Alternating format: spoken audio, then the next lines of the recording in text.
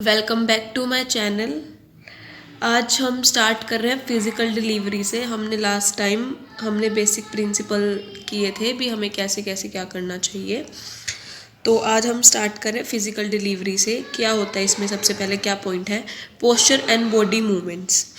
जो स्पीकर है उसका जो सोर्स है कम्युनिकेशन का, वो उसकी बॉडी को सबसे ज़्यादा इम्पोर्टेंस देता है।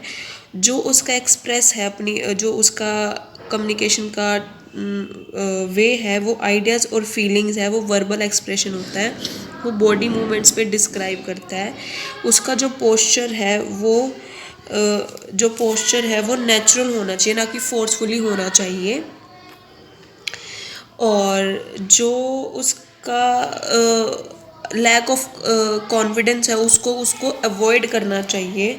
वो जो उसके बॉडी मूवमेंट्स है वो एनर्जेटिक होनी चाहिए थ्रू ऑडियंस। और जो उसका जो ऑडियंस जो स्पीकर है उसका फेस डल नहीं होना चाहिए, हमेशा कॉन्फिडेंस भरा होना चाहिए। ठीक है, उसकी बॉडी स्टिफ ना हो, ऑडियंस उसको देख के अनकंफर्टेबल फील ना करे और वो ऑडियंस को देख के अनकंफर्टेबल फील ना करे। दोनों का कॉन्फिडेंस होना बहुत ज़रूरी है। उसके बाद आता है जेस्चर्स। जेस्चर डिस्क्राइब करते हैं नेचर और उसके वर्ब को और उसके वर्बल मैसेजेस को, और उसके जेस्चर होने वो इफ़ेक्टिव होने चाहिए विजुअलाइजेशन करने में, ताकि वो ईजिली और जल्दी समझ पाए। सिंपल जेस्चर होने चाहिए, जैसे कि साइज़, क्वालिटी, शेप, डिस्टेंस, मतलब स्पीकर को डिस्क्राइब करें, सपोर्ट करें। उसके बाद है फेशियल एक्सप्रेशंस। जो स्पीकर है उसका फेशियल एक्सप्रेशन कॉन्फिडेंस होना चाहिए, ना कि कोई स्टिफ सा और अनकंफर्टेबल सा लगे। और वो अपने वर्ड्स को मैनिपुलेट ना करे, मतलब बोल कुछ रहा है, बता कुछ रहा है, एक्सप्लेन कुछ कर रहा है, नहीं, जो है वो एक्चुअल होना चाहिए। और उसका फेशियल एक्सप्रेशन, उसके मूवमेंट्स नेचुरल होने चाहिए थ्रू दी वर्बल मैसेजेस। फिर है आई कांटेक्ट। आई कांटेक्ट बना के रखना चाहिए स्पीकर को अपने ऑडियंस के साथ, जिससे ऐसा लगता है कि काफ़ी कॉन्फिडेंस है जो स्पीकर है और वो अपनी बात समझाने के लिए काफ़ी ज़्यादा ट्राई कर रहा है। और स्पीकर इसमें इफ़ेक्टिव भी लगता है और अनफोकस्ड तो बिल्कुल भी नहीं लगता, क्योंकि वो फोकस कर रहा है आई कांटेक्ट बना के। फिर है उसके बाद द लर्चटेन। इसमें क्या होता है कि कई बार हम मोर कंफर्टेबल होकर स्टैंड कर देते हैं और when speaker is to the audience, और जो कीवर्ड्स होते हैं वो हाइड हो जाते हैं कभी कभी ज़्यादा कंफर्टेबल होने से। स्पीकर को अपना एक अच्छा रिलेशनशिप बनाना चाहिए उसके साथ, ऑडियंस के साथ, ताकि वो अच्छे से प्रोवाइड कर सके। और उसके जो नोट्स आउटलाइंस होने चाहिए वो मस्ट बी प्रोवाइडेबल, मतलब इतने अच्छे हों ताकि वो अच्छे से अंडरस्टैंडेबल हो, कॉम्प्लिकेशन ना हो उसको। और ना ही उसकी लंबी स्पीच होनी चाहिए, ना ही कॉम्प्लिकेशन होने चाहिए उसकी स्पीच में, अच्छी हो, बेहतर हो। उसके बाद है वोकल डिलीवरी। हमारी वोकल डिलीवरी क्या हो, वोकल डिलीवरी क्या है कि आपका वोकल, आपकी प्रोनाउंसिएशन, आपके वर्ड्स कैसे हैं, इनकरेक्ट बोल रहे हो या करेक्ट बोल रहे हो, ये सब एक इसमें आ जाता है वोकल डिलीवरी के साथ। वोकलाइजेशन, जो कि डिपेंड करती है आपके वोकल कोड्स पर, आपकी वाइब्रेशन पर, जिसको हम वॉइस कहते हैं। और वॉइस ही रिकग्नाइज करती है आपकी स्पीच साउंड को। जो आपके कॉन्सोनेंट्स है, आपके वोवल्स है, वो आपकी साउंड है, वो सब कुछ इसमें सब कुछ इंक्लूड होता है। लिप, टीथ, जै, गम ब्रीड और nose, throat, oval cavities, everything. कभी आप मिसयूज़ ना कर रहे हो आर्टिकुलेशंस का, आप केयरलेस तो नहीं हो, इनकरेक्ट तो यूज़ नहीं कर रहे हो, आपकी पेशेंस, प्रैक्टिस, सब कुछ, और आपके जो प्रॉब्लम्स है उसको इम्प्रूव कर रहे हो, कोई फॉल्टी नेगलेशन तो नहीं कर रहे हो, ये सब। तो इसमें क्या वोकल के जो करेक्टरिस्टिक्स क्या क्या है, पिच क्या होता है, जो हाई और लो साउंड होती है उसको हम पिच बोलते हैं। एक वेरिएशन होती है कलर और वेटिलिटी के बीच में, डिलीवरी के बीच में, जो कि यूज़ होती है, उसको कहते हैं मीन्स ऑफ एम्फेसिस। फिर है वॉल्यूम, कहते हैं इंटेंसिटी और लाउडनेस। आप अपनी वॉल्यूम को इतना एडजस्ट करते हो ओवरऑल अपनी प्रेजेंटेशन के बीच में, जो आपकी वेरिएशन है वॉल्यूम में, उसको आपकी साउंड को डायनेमिक बनाती है मेन आइडिया और हेल्प करती है सम इम्पोर्टेंट आर्ग्यूमेंट्स को लेकर। फिर है रेट, आप इतना ज़्यादा जल्दी मत बोलो कि ऑडियंस को वो अनेबल हो समझने के लिए। आपकी इतनी भी स्लो नहीं होनी चाहिए कि आपका ऑडियंस आपको समझ ना पाए। रेट ऑल्सो भी इफेक्ट द, जो आपकी बोलने का वे है उसको भी ऑडियंस काफ़ी डिस्ट्रैक्ट करती है, अट्रैक्टिवनेस कम करती है। मतलब ऐसे बोलो, ऐसे अपनी बात रखो कि आप इजी समझ पाए। जैसे कि अब ना मैं कुछ ज़्यादा जल्दी बोल रही हूँ, ना मैं थोड़ा लेट बोल रही हूँ, मैं आपको एक बिल्कुल एक मीडियम एक सेंस के साथ बोल रही हूँ जिससे आप समझ भी पा रहे हो और अच्छे से अंडरस्टैंड भी कर पा रहे हो। फिर क्वालिटी, कि आप किस तरह की क्वालिटी का यूज़ कर रहे हो, कि आप भाई आपको आपके एक्सप्रेशन, आपकी एक्सरसाइज, आपकी क्वालिटी, आप कितना टाइम ले रहे हो, कितने नेचुरल हो, कितना नेचुरल फील कर रहे हो। उसके बाद आता है एक टॉपिक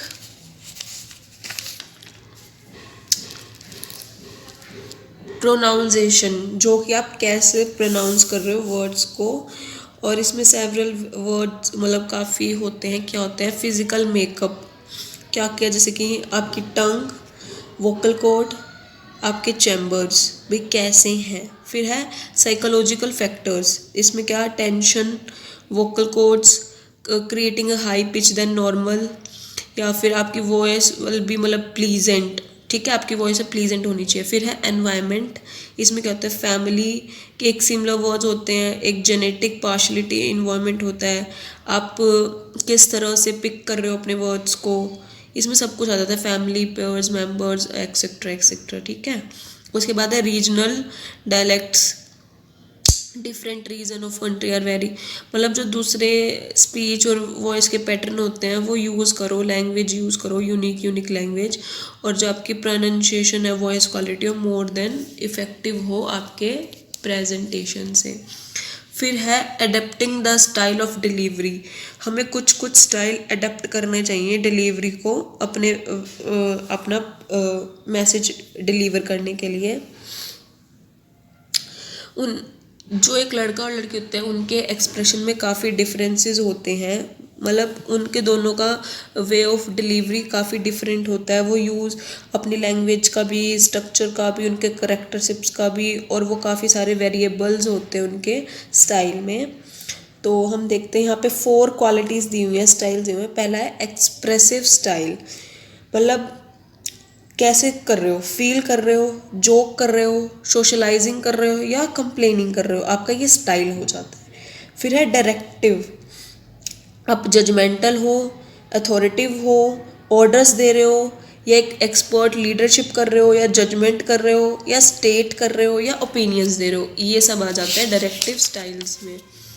उसके बाद है प्रॉब्लम सॉल्विंग स्टाइल, आप रैशनल हो, ऑब्जेक्टिव हो, अनबायस्ड हो, ब्लेम कर रहे हो, ब्लेंड हो, प्रॉब्लम सॉल्व कर रहे हो, बिजनेस डीलिंग कर रहे हो, या फिर रूटीन की तरह अपनी इंफॉर्मेशन कन्वे कर रहे हो, ये सब इसमें स्टाइल आ जाते हैं, ठीक है। फिर है मेंटल में क्या आएगा, कि आपका कम्युनिकेशन प्रोसेस डिस्कस कर रहे हो, खुद से ही बात कर रहे हो, या इंटरेक्शन कर रहे हो, एक्यूरेट हो, क्लियर हो, अप्रोप्रिएट हो, आपके ओकेजन और सेटिंग्स हैं, इकोनॉमिकल हो, स्ट्राइकिंग हो, कोई डिफ़िकल्ट टास्क तो नहीं लग रहा, ये सब इसमें आ जाएंगे, ठीक है। फिर है फाइनल फेज़, ये लास्ट फाइनल फेज़ क्या होता है इसमें, स्टैंड अप, जो आप कर रहे हो वो स्टैंड अप है, आप ड्रेस प्रॉपरली हो, अप्रोप्रिएट हो, इसमें ये आएगा कि आप किस तरह से स्टेज पे आए, किस तरह आप खड़े हुए, किस तरह आपने प्रिपेयर करा अपने आप को, और किस तरह आप ड्रेसअप करके आए हो। फिर है स्पीक अप, फिर पीपल आपको तैयार है सुनने के लिए, आप अपने मैसेज को देने के लिए। स्पीक बोलो, क्लियरली बोलो, लाउड बोलो ताकि हर कोई सुन सके। डायरेक्ट बोलो ऑडियंस को, उनसे आई कांटेक्ट बना के। मोनोटोन है, मतलब खुद में मत बोलो, अवॉइड करो अपने एक्शन और स्पीच को, ऑडियंस को चांस दो ताकि वो अपना इनपुट दे सके। फिर है शॉर्ट अप, अपना मैसेज दो पब्लिक को, वो ताकि पब्लिक समझे, और फिर अपना शॉर्ट अप हो जाओ, बोलो, फीडबैक लो, और फिर शॉर्ट अप हो जाओ। ये नहीं कि बोलते रहो एक्स्ट्रा नहीं, ये था, ठीक है। इसके बाद आता है हमारे पास एक लास्ट एंड फाइनल टॉपिक, क्या है, विजुअल एड्स। विजुअल एड्स क्या होती हैं? Presentation by using graphs, dramatic diagrams. अपनी प्रेजेंटेशन को डायग्राम्स और ग्राफ के अकॉर्डिंग देना। फिर है उसके बाद यूज़ ऑफ मीडिया, मीडिया का यूज़ करना, चार्ट्स या ड्राइंग्स के थ्रू समझाना या फिर प्रोजेक्टर्स के थ्रू समझाना। इसके एडवांटेजेस है सिंपल और कॉम्प्लेक्स प्रॉब्लम्स हो, गिव मोर अटेंशंस दी जाए ज़्यादा, help in maintaining good interest, अपना इंटरेस्ट बनाए रखो, क्लैरिफाई करो अपने इंपॉर्टेंस कंसेप्ट को, मतलब क्लियर कर लो, make notes taking purpose, notes बनाओ, मैक्सिमाइज योर प्रोफेशनलिज्म, अपने प्रोफेशनलिज्म को बढ़ावा दो। फिर है designing and presenting visual aids, simplicity is the key to effectiveness. Simple जितना होगा वही इतना ही इफेक्टिव होगा। पीपल ना ही पढ़ते हैं ना ही सुनते हैं उस टाइम पर। Visual aids must be simple for the audience to understand them with a moment और टू, मतलब उसी टाइम पे वो अच्छे से समझ पाते हैं और बहुत ईजिली समझ पाते हैं। इसके बाद हमारे पास आती हैं फ्यू टिप्स। क्या क्या हैं? विजुअल एड्स ज़्यादा ना हो, कम हो, फिर वो थोड़ा ज़्यादा बोरिंग हो जाती है। मेन पॉइंट्स होने चाहिए, मतलब अपना लिमिटेड हो, वन आइडिया हो और वो जल्दी इजीली हो जाए। वर्बल मैसेजेस का भी यूज़ होना चाहिए और ज़्यादा एड्स उन्हें काफ़ी डिसअपॉइंट भी कर देती है, तो वर्बल मैसेज साथ में विजुअल एड्स, मेन पॉइंट्स होने चाहिए अपना पहले से ही। हम फिर इसके बाद आते हैं selecting the right medium. Right medium को एक अडॉप्ट करना।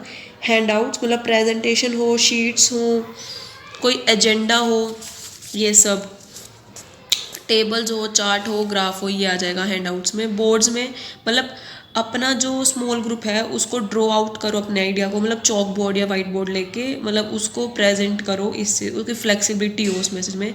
इनफॉर्मल दे आर नॉट, मतलब इनफॉर्मल मत बनाओ इन सिचुएशन को। ओवरहेड्स, मतलब एक मोस्ट कॉमन विजुअल ऐड हो बिजनेस में, ताकि वो प्रोजेक्टर और स्क्रीन पर अच्छे से दिखाई जाए और अपने आई कांटेक्ट को लूज़ ना करे अपने ऑडियंस के थ्रू।